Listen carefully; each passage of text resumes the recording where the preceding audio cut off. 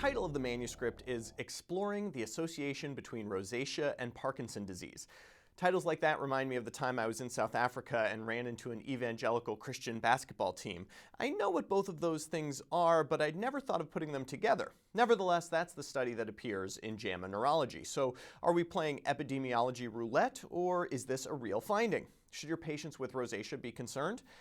First things first, this is a study out of Denmark, a country with a nationalized and central healthcare system. Researchers examined, well, everyone in the country over age 18 from 1997 to 2011, so over 5.5 million people. They identified around 68,000 individuals with rosacea based upon primarily administrative codes, and individuals with subsequent Parkinson disease based, again, on administrative codes. A sensitivity analysis looked at all those people who got medications associated with Parkinson disease, like levodopa. Overall, those with rosacea were twice as likely to subsequently receive a diagnosis of Parkinson disease.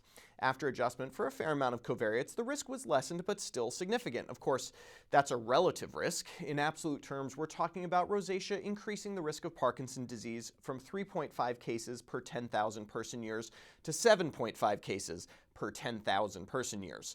So why? Well, the authors note that rosacea is associated with upregulation of a group of proteins called matrix metalloproteinases, which have a role in tissue breakdown and repair. There's a mouse model of Parkinson disease that shows upregulation of MMPs as well.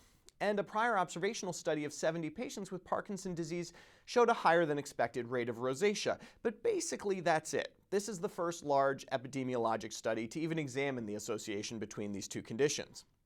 Now, I could mention that administrative codes are poor at capturing conditions like this, that people with rosacea may have more contact with the healthcare system and thus be more likely to receive a diagnosis of Parkinson's disease, and that the study lacked a negative control condition, say Alzheimer's dementia, to lend support to the biologic plausibility argument.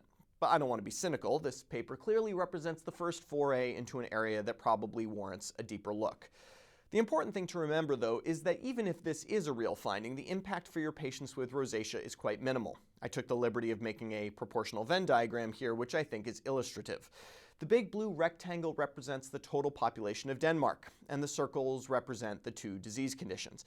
There's some overlap between rosacea and Parkinson's disease, but I think it should be very clear that most patients with rosacea needn't worry. It's for this reason that I take issue with the author's statement that, quote, focus on neurologic symptoms in patients with rosacea may be warranted.